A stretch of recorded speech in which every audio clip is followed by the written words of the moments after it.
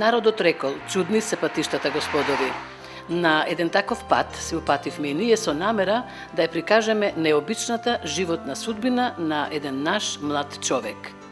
Патот не води кон селото Кривогаштани, село кое не може да се заобиколи ако се тргне на пат кон Крушево. Неколку преданија се врзани за необичното име на ова село. Според едното, тоа е етничкото име на луѓето дојдени од селото Крив Гат, што означува крив канал, крив прокоп, односно насип. Според другото предание пак, името Кривогаштани потекнува од некогашната градска населба Крив град, кој бил формиран од словените со нивното доаѓање на Балканот, а уличките биле криви и тесни. Градот настрадал од силен земјотрес и од поплави, па од тогашниот град биле зачувани само некои остатоци, темели, во центарот на денешното село Кривогаштани. Село Кривогаштани денес повеќе наликува на урбана населба отколку на село со над 6000 жители. И за среќа, добар дел од нив се млади луѓе. Се наоѓа во западниот дел на Прилепското поле и е составен дел од најголемата македонска котлина Пелагонија. Близината на градот и добрите сообраќајни врски придонеле добар дел од младата популација да остане во селото, меѓу другото и како успешни земјоделци и сточари, по кои кривогаштанци се познати.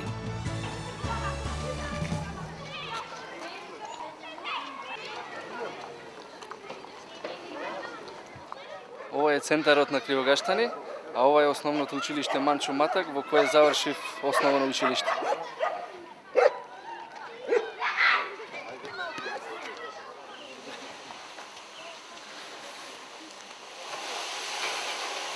За родното место човек е врзан како за својата папочна врвца. Секој слободен ден или викенд Кире го користи да дојде меѓу своите и во тие денови, барем за кратко, да се врати во времето на безгрижното детство меѓу старите пријатели.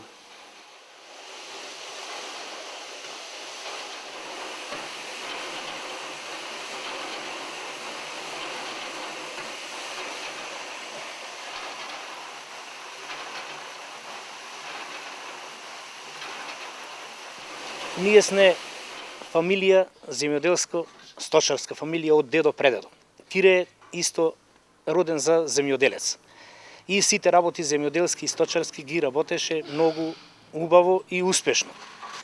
Освен што работеше земјоделие, Кире спортуваше, играше во фудбалскиот клуб Младост, малку поигра и во фудбалскиот клуб Питугули во Крушево, учествуваше во играорната група Илинден од Кривогаштани, гостуваа на повеќе места со играорната група и сето тоа се одвиваше многу убаво, се дури му се откри болеста.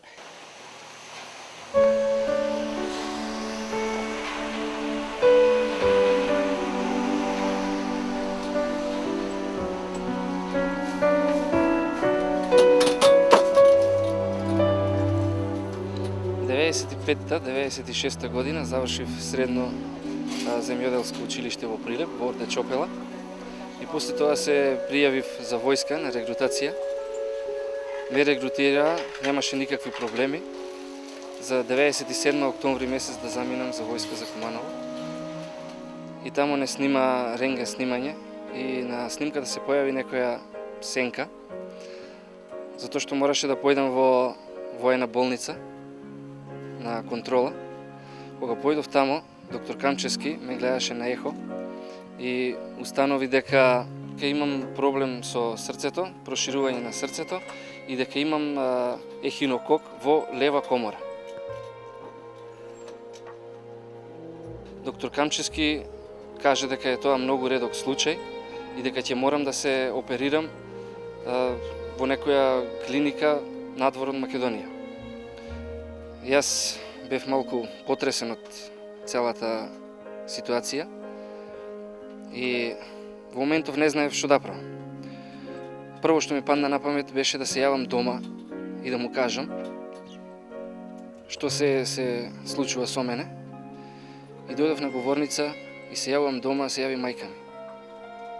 Значи во тој момент јас само кажав дека сум во воена болница и повеќе не можев да зборувам, заплакав и го исклучив телефонот и си појдов во кревет, си легнав. И така ми беше многу тешко во првиот момент.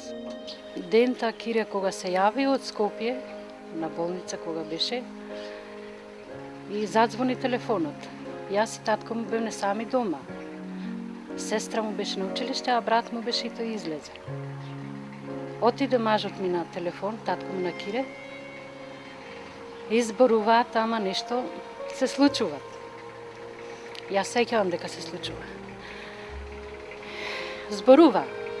И кога се врати мажот ми од татко му на Кире од на телефон и почна да плаче и кажува што се случува.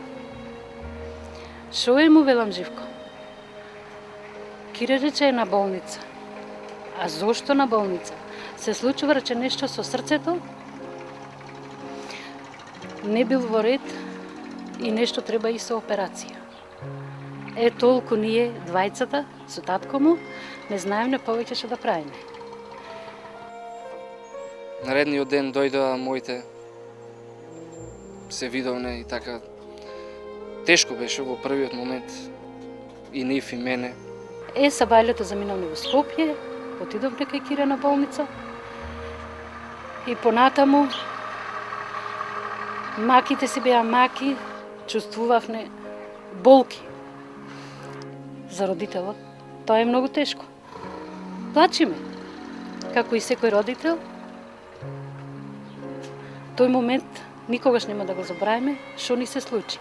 Сватив дека морам да се соочам со вистината и дека ако бидам порелаксиран, дека сето тоа подобро ќе го поминам, него да се нервирам. После тоа на 6 спрат на кардиологија си легнав во кревет и така размислував. После месец дена лежење во болница, во воена болница, и не примав никаква терапија, и ме упатија во државна болница, да појдам во државна болница за да од таму ме упатат да одам во некоја клиника за операција. Во тоа време беше директор доктор Лазар Лазаров и по негова препорака, значи тој ми даде 3 опции да бираме: Хамбург, Софија и Белград. Ние избравме и тој ни предложи како најдобра опција да биде Хамбург, да се оперирам во Хамбург.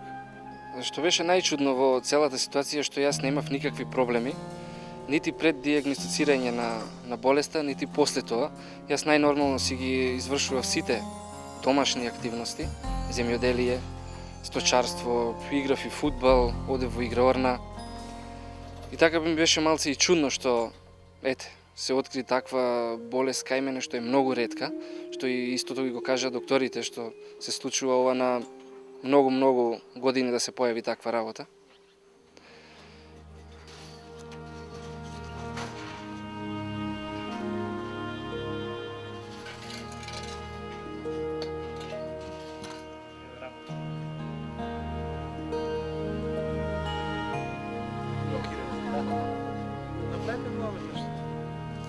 Што ќе работиш, вода ќе му даваш на телината?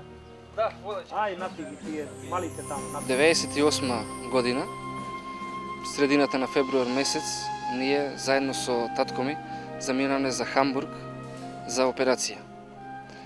Но кога појдовме таму, кога видоа докторите за што се работи и како се работи, не прифаќаа никаква операција, пошто беше многу ризично да се оперирам во тој момент. Ми извршија многу испитувања и установија дека тогаш морам да се лечам со лекарства, да земам лекарства, за тоа малку да се капсулизира или да се намали ако е можно, па после да се извршува некаква операција. Значи таму бев примен како многу редок случај и сите ми обрнуваа големо внимание и таму останав 3 недели, значи првиот пат останав 3 недели, за после тоа да ми препишат таблети албендазол кои морав да ги пием да после 6 месеци пак да се вратам на контрола во Хамбург. Вториот пат бев една недела, значи таму се задржав една недела, и повторно докторите во Хамбург не се нафатија да ме оперират.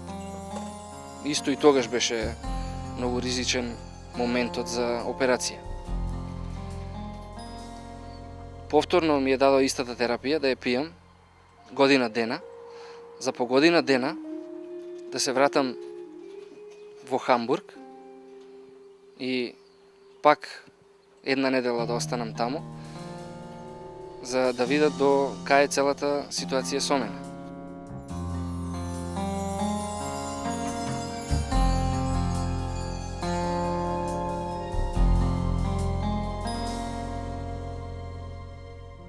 Значи, таа цела година, додека бев дома, ја примав терапијата, али јас многу добро ја поднесов, иако беше тешка за пиење, али бев во многу добра кондиција и немав никакви проблеми. Во тоа време, значи додека сум тука, ние разбравме за доктор од Македонија кој работи во Франкфурт, преку сестра Весна, која работеше во воената болница. Тој доктор кој работеше во Франкфурт беше нашиот доктор Жан Митрев, кој татко ми му се јави и стапија во контакт и се исконсултира за мојата болест. И тој ни ги кажа истите таблети што ги примав јас и ни рече значи, да не прифаќаме никаква операција, пошто е многу ризична. По 6 месеци се вратив повторно во Хамбург на контрола. Една недела останав и потоа ми ги продолжија истите таблети и повторно ми кажаа да не прифаќам никаква операција, дека е многу ризично. Ми кажаа после година дена повторно да се вратам на контрола.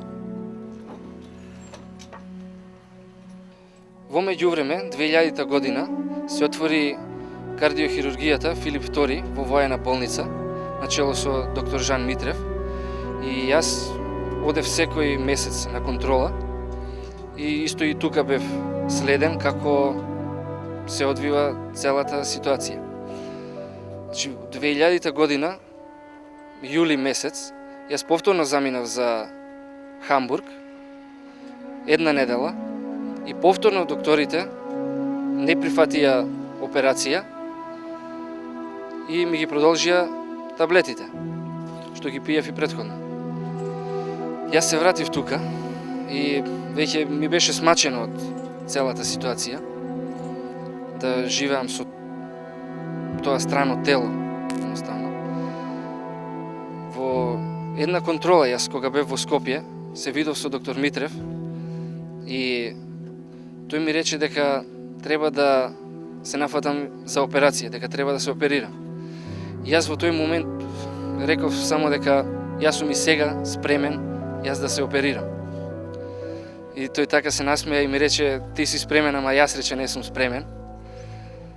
И добро реков, кога ќе треба, јас сум тука, ќе дојдам за операција. И после краток период ми се јавија и ми кажа дека треба да спремам документи за да се оперирам. Појдов во државна болница да вадам конзилијарно мислење, преку фондот согласност и за да се оперирам на кардиохирургија Филип II.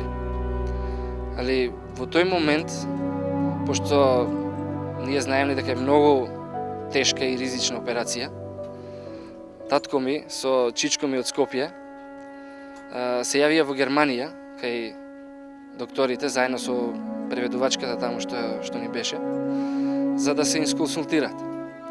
И тие не прифатија, значи беа зачудени кој е тој доктор што се нафаќа да ме оперира. Али во тој момент исто и со доктор Жан Митрев имавме контакт и докторот му се јави во Германија на докторите, таму беше тогаш доктор Майнерц Во разговорот со доктор Митрев и доктор Мајнерц, доктор Митрев му каже дека многу е потешко и поризично да живеам со таблети, него да се оперирам. И доктор Митрев, кога инсистираше на операција, доктор Мајнерц му побара целата операција да биде снимена и да биде пратена во Хамбург. А исто така и доктор Митрев ги покани докторите од Хамбург да дојдат и да присуствуваат на операцијата. Недела дена пред да се оперирам ми кажа дека треба да одам на кардиохирургија и да се оперирам. Со целокупната документација од Фондот за здравство, од конзилијарно мислење, од клиника, јас појдов во кардиохирургија за операција. Во тој момент, не почувствував страв, само почувствував некое олеснување дека ќе се оперирам и дека нема повеќе да го имам тоа страно тело во мене и дека ќе живеам нормално како и сите други. И покрај тоа што знаев дека има голем ризик во целата операција, али јас имав некое големо поверење во доктор Митрев и не размислував дали да одам за на операција или не. Јас одма прифатив и заминав за операција. На анализите кои што беа претходно направени, се знаеше веќе дека се работи за присутна ехинококова циста во предел на неговиот срцев мускул. Регијата каде што се наоѓаше ехинококовата циста беше итекако загрозувачка за него, тоест комплетно целата предна коронарна артерија беше потисната од цистата. Беше многу дискутабилно што да се направи со него. Знаевме дека е претходно вратен од повеќе врвни центри во светот за оперативно лекување. Доктор Митрев ги вида неговите налази и на крајот се одлучи сепак да се направи операцијата. На 27 март 2001 година Кире беше опериран во нашата установа. Значи се направи комплетно отстранување на цистата, се направи презервација на предната коронарна гранка. После оперативниот период кај него беше доста тежок, затоа што поради големината на цистата, полнењето на неговата лева комора со крв не беше доволно. Целокупната негова периферија страдаше од недоволно снабдување со крв и он имаше една така наречена хронична состојба на ацидоза. Затоа и подолго време беше на машина за дишење. Со сите медикаменти кои што ги добиваше во тој период со нашата грижа, онредна грижа, сето тоа успеавме да го компираме, санираме и Кире на крајот беше одвоен од машината за дишење после цели 8 часа.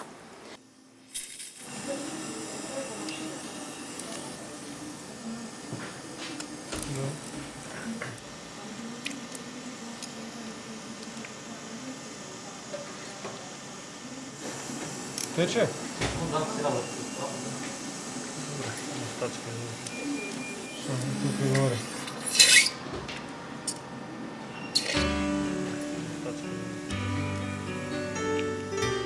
Фала му на Господ и на доктор Жан Митрев, на неговите златни раце и на неговиот тим, што ни го спаси детето и ни го продолжи животот, среќно семејство да си живееме и понатаму.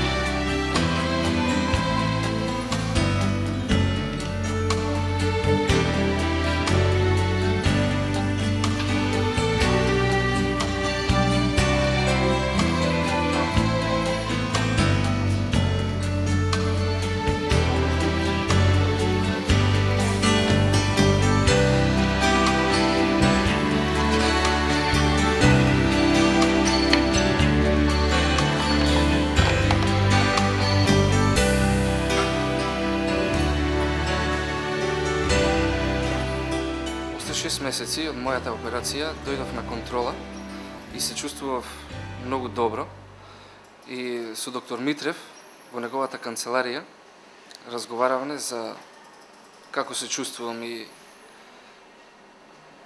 како се однесувам после операцијата.